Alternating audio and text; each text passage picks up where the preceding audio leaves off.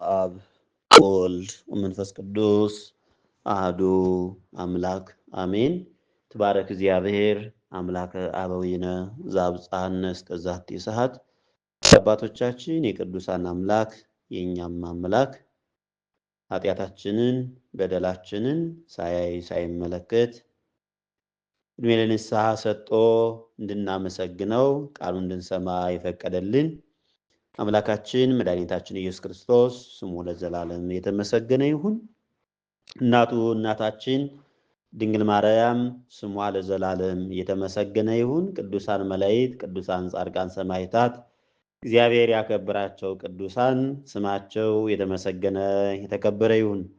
እግዚአብሔር የሚወዳችሁ እግዚአብሔርን የምትወዱ ውድ መንፈሳዊ ልጆቼ እንኳን ለመላእክት አለቃ ለቅዱስ ሚካኤል በዓል በሰላም በፍቅር አደረሳችሁ።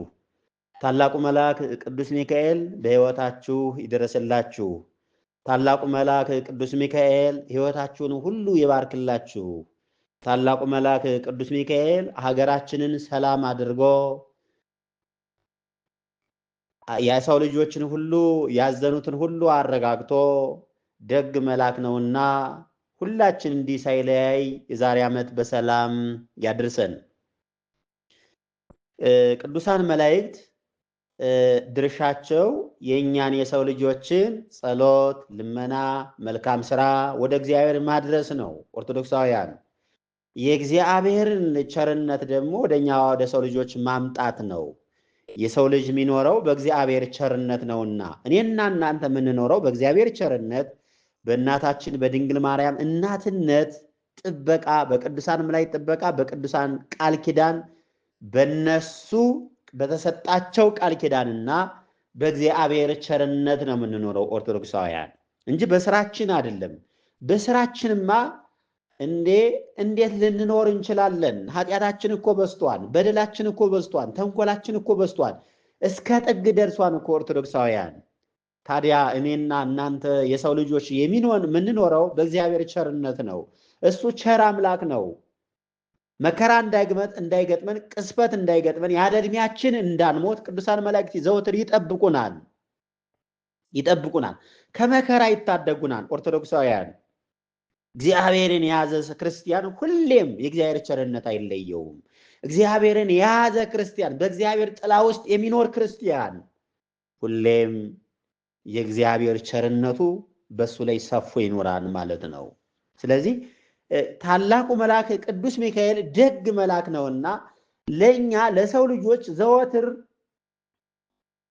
ወደ እግዚአብሔር እየሰገደ ምሕረትን ይለምንልናል።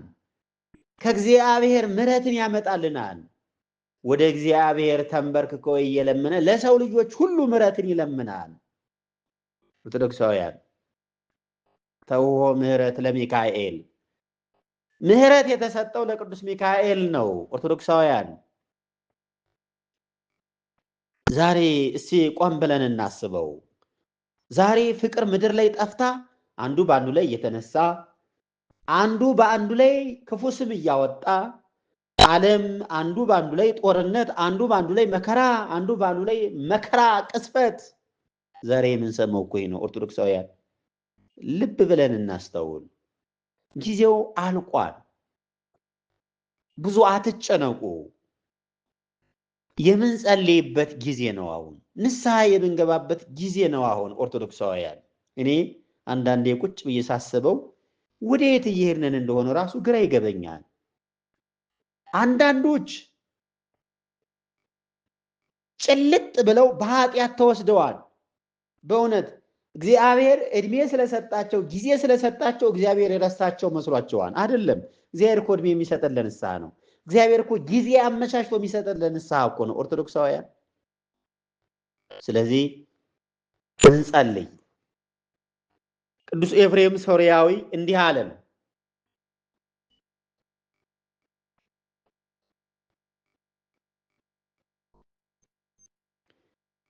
ጸሎት ሰውን ወደ እግዚአብሔር መንግስት የምታደርስ ቀጭኗ ጎዳና ናት ይላል። እንግዲህ ልብ በሉ። ጸሎት አለ ሰውን ወደ እግዚአብሔር መንግስት የምታደርስ ቀጭኗ ጎዳና ናት አለ። ጎዳና ናት አለ። ከኃጢአት በመራቅ የሚቀርብ ጸሎት ፍጹም የሆነ ስራን ይሰራናል። እንግዲህ ልብ በሉ፣ አስተዋይ ልቦና ከሌለን መዳን አንችልም። በአውሮፓ ምድር ያላችሁ፣ በምስራቅ ሩቅ ሀገር ውስጥ ያላችሁ፣ በአረብ ምድር ውስጥ ያላችሁ ልጆቻችን፣ በተለይ በአረብ ምድር ውስጥ ያላችሁ ልጆቻችን ከመናፍቃን ጋራ ከካህዲያን ጋራ እንግዲህ አሕዛብ አምላካቸው ሆዳቸው ነው ይላል ነቢየ እግዚአብሔር ዳዊት። እኔ አይደለሁም ምለው፣ አምላካቸው ሆዳቸው፣ አምላካቸው ከርሳቸው ነው ይላቸዋል። አሁን ለምሳሌ ጾም የሚሉት አልቋን፣ ግን ጾም ሳይሆን ሰርጋቸው ነው የነሱ ኦርቶዶክሳውያን። ይህን ሁሉ 24 ሰዓት እየሰራችሁ ላበታችሁን ጠብ አድርጋችሁ እየሰራችሁ እየደከማችሁ ጎን ለጎን በስልካችሁም በጀሯችሁ እያዳመጣችሁ ጸሎት ታደርሳላችሁ። ይህ ትልቅ ሰማዕትነት ነው፣ ቀላል ነገር እንዳይመስላችሁ። በአሕዛብ መካከል ሆኖ መጸለይና በክርስቲያኖች ደሴት ሆኖ መጸለይ ይለያያል። ሰማይና ምድርን አይገናኝም። ስለዚህ አይዟችሁ፣ እናንተ ብርቱ ናችሁ፣ ጀግና ናችሁ፣ ልትበረቱ ይገባል። አሕዛብ እንድትጸልዩ አይወዱም፣ እንድትሰግዱ አይወዱም፣ እንድታመሰግኑ አይወዱም። ያን ሁሉ ታግላችሁ በድብቅ የምትጸልዩት ጸሎት እጅግ ውጤት ያመጣል። ኦርቶዶክሳውያን እጅግ ውጤት ያመጣል። አንዳንድ ሰዎች ከኃጢአት ሳይርቁ እግዚአብሔር ብጸልይ አልሰማኝም የምትሉ አላችሁ። እንዴ ሰው ከኃጢአት ሳይርቅ እንዴት እግዚአብሔር ጸሎቱን ሊሰማው ይችላል? ሰው በሩ ለመክፈት እኮ ቁልፍ ያስፈልገዋል አይደል? መክፈቻው ደግሞ ከኃጢአት መራቅ ነው። ወደ መንግስተ ሰማያት ለመግባት ያች ቀጭኗ ጎዳና ጸሎት ናት። ጸሎታችንን እግዚአብሔር እንዲቀበልልን ደግሞ ከኃጢአት መራቅ ነው። ከኃጢአት በመራቅ የሚቀርብ ጸሎት ፍጹም የሆነ ስራ ይሰራን አለ። ከባልንጀራህ ጋር በጠብ እየኖርህ በእግዚአብሔር ስም ለጸሎት የምትቆም ከሆነ እርሱን እንደ መሳደብ ይቆጠርብሃል አለ። እንግዲህ ልብ በሉ፣ አስተዋይ ልቦና ከሌለን መዳን አንችልም። ከባልንጀራህ ጋር በጠብ እየኖርህ አለ። ጠበኛ ኑሮ ወይም ባልንጀራን ሳትወድ የምታየውን ወንድምን ሳትወድ በእግዚአብሔር ስም ለጸሎት የምትቆም ከሆነ እርሱን እግዚአብሔርን እንደመሳደብ ይቆጠርብሃል አለ። ሕሊናህን ከጸሎት አንዳች ፍሬ እንደማታገኝ ያስታውቃል። በጸሎት ተመስጠህ ልብህን ወደ እግዚአብሔር አንሳ አለ። አጠገብ ስለሌለው ሰው ድክመት በተናገርህ ቁጥር ሰይጣን ይዘፍንብን ዘንድ ምላስን በገና አድርገህ እንደሰጠው ቁጠረው ይለናል። ጥላቻ በልቦናህ ነግሶ ከሆነ የዲያብሎስ እርዳታ እጅግ ታላቅ ይሆናል አለ።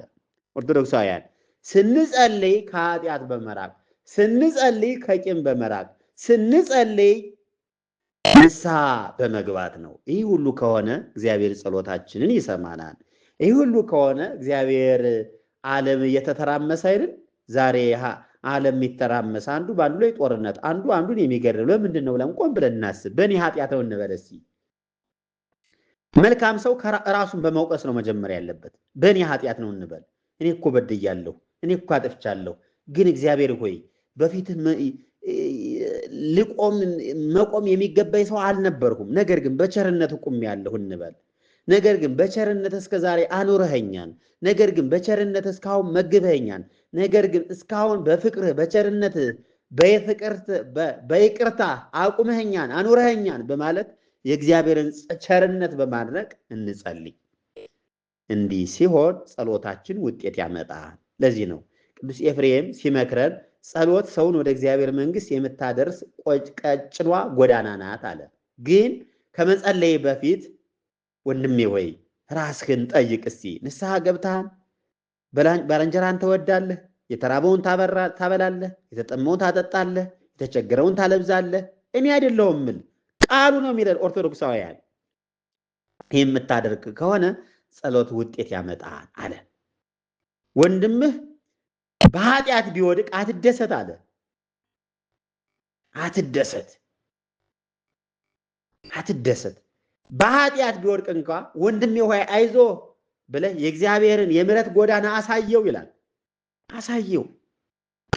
ስለ ባልንጀራ ኃጢአት አልቅስለት፣ ወደ እግዚአብሔር እንዲመለስ ምከረው፣ ቀናውን ጎዳና ምረው ይላል። ኦርቶዶክሳውያን ዛሬ እኛ እንዋደዳለን፣ ፍቅር አለን።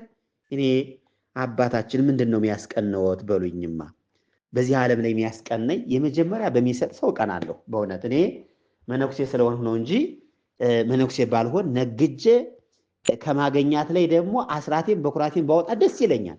አስራቴን እየሰጠሁ ድሃዎችን ባበላ ባጠጣ ደስ ይለኛል። እና ምንድን ነው የሚያስቀና በዚህ ምድር ላይ ካላችሁ በሚሰጥ ሰው በጣም ነው የምቀናው። በሚሰጥ ሰው አግኝቶ በሚሰጥ ሰው በጣም ነው የሚያስቀናኝ። ሁለተኛው ምንድን ነው የሚያስቀና ካላችሁ ደግሞ ወንድሙን በፍቅር የሚያይ በቃ ስለ ወንድሙ ብሎ ራሱን አሳልፎ የሚሰጥ